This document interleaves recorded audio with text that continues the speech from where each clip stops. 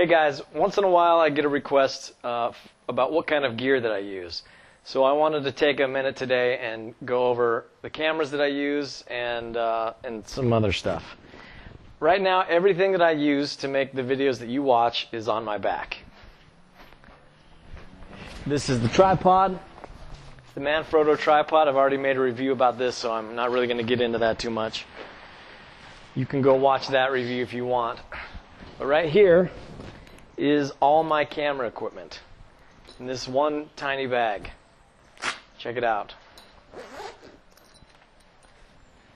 This is the shotgun mic. Right now I have a microphone right here on my shirt. It goes to a cheap voice recorder in my pocket. Normally I don't use this. The audio that I capture when I do the little vlogs where I sit on the cement here and talk in front of the bike, that's all shotgun mic.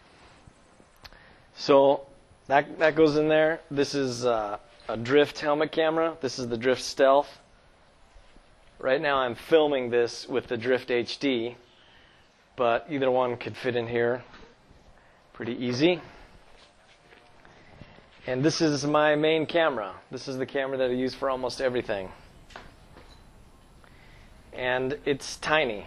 I mean, almost like the length and width of a dollar bill, tiny. So there's the quick release for the tripod, so I can just pop this out of the bag, snap it on the tripod. This is a Canon Vixia HFS100, and I've had it for a couple years. I think I paid, I don't know, $900 for it when I bought it, and now there are newer versions of the same camera out that are even cheaper than this. It has a hot shoe up here. This is where the shotgun mic goes, and bam, that's my setup. I mean, this camera does a great job. I wish it had a wider angle lens, so I bought this. This is a really cheap, really kind of low quality wide angle lens. I bought this because it just seemed like when you were filming something, it seemed like it was closer than it should be, so I bought this wide angle lens. And it helps a little, but it's a really low quality lens. I think it cost $12. Seriously, $12 for this. So it's not the best quality. Canon makes ones specifically for this camera or for this 58 millimeter size of lens, and it cost $250. This one cost me $12, so there's got to be a difference in there somewhere. It takes great video and great still photos. The biggest complaint that people have about this camera is there's no eyepiece. In other words, you must use the window to frame your shots. You can't close this and look through something. There's nothing there to look through. So I don't really mind that. That's not a big deal to me. A lot of times I've got my helmet on and I wouldn't be able to do that anyways. A lot of people right now are buying DSL cameras like the Canon 7D and the 5D Mark II. The thing with those cameras is you really got to know what you're doing. The manual settings on those cameras are great. The automatic settings on something like a Canon 7D kind of sucks. The automatic settings on these cameras are awesome. Once in a while I'll mess with the focus on this. If I'm filming something up very close, I'll do manual focus. I always try to do white balance, set the white balance automatically. And these giant gray boxes are what I use to set the white balance. You can use like a white piece of paper or something gray, and that tells the camera what the color white is compared to, you know, the lighting that you have or the way the sun is. So I'll just aim it at this box and pull a white balance off that, and that's it. When I do my narration in the couch fort, for a long time I used this. I would just record myself and I would set this camera up in the couch fort and talk straight into this microphone. and then separate the audio and the video later.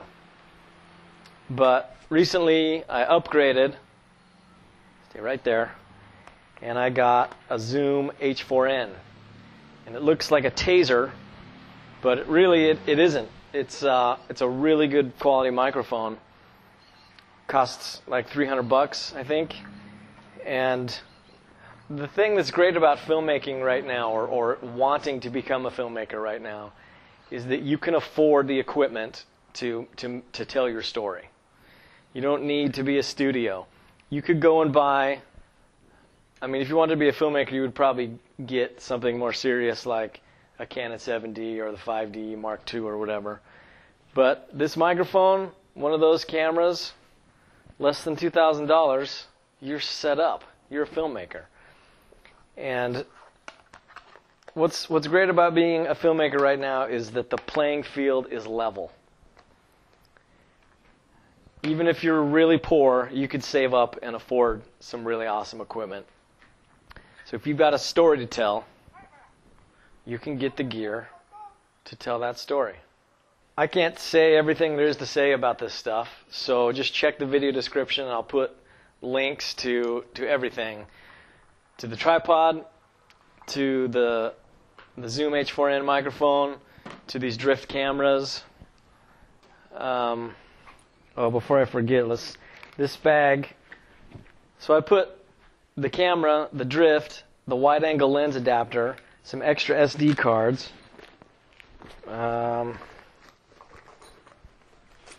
2 extra batteries. This is the battery that the Canon Vixia comes with. It only lasts 60 minutes, which is pretty lame. This one lasts more like 240 minutes. You can see the huge difference in size there. Also, sometimes I carry in here this. It's basically a can of pepper spray. I've never had the chance to use it. I call it the Ark of the Covenant because when I first got it, we were calling it, Mitch and I, when we were traveling, we called it the Face Melter. But then we changed the name to the Ark of the Covenant because of what happens to those guys in Raiders of the Lost Ark when they open up the Ark of the Covenant. It melts their faces. Get it? Oh, this part's cool. You can plug in some headphones here. So if you're filming something, you plug in the headphones and you can hear exactly what the microphone is picking up.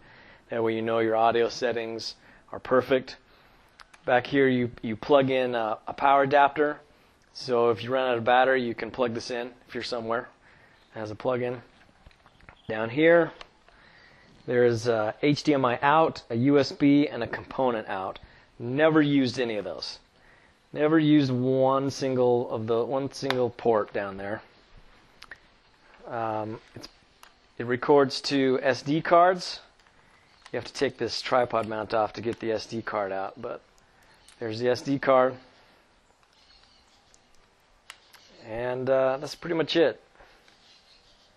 I think the newer ones have the SD card slots up here, so you don't have to take the tripod thing off.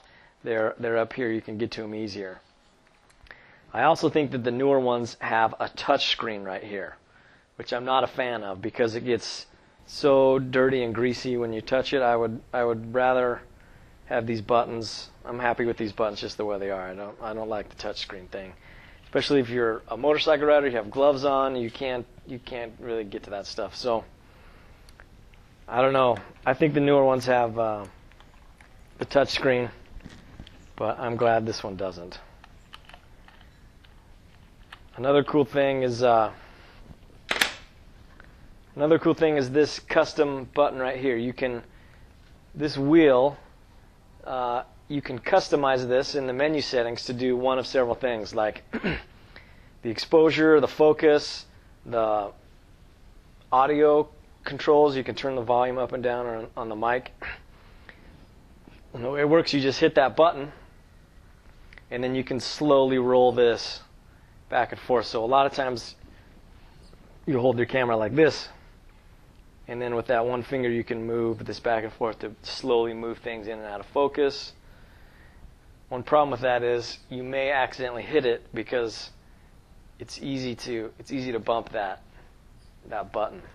So watch out for that. Anyways, Canon Vixia HFS100. This is an old camera, but it's awesome. I'm sure the newer ones, are even better, except that touchscreen. Like I said, check out the video description. Thanks to Tractor King. I think Tractor King is the guy who was like, hey, I just started my YouTube channel, and I'd love to see some of the camera gear you use. So he's got a couple videos up. Go check him out.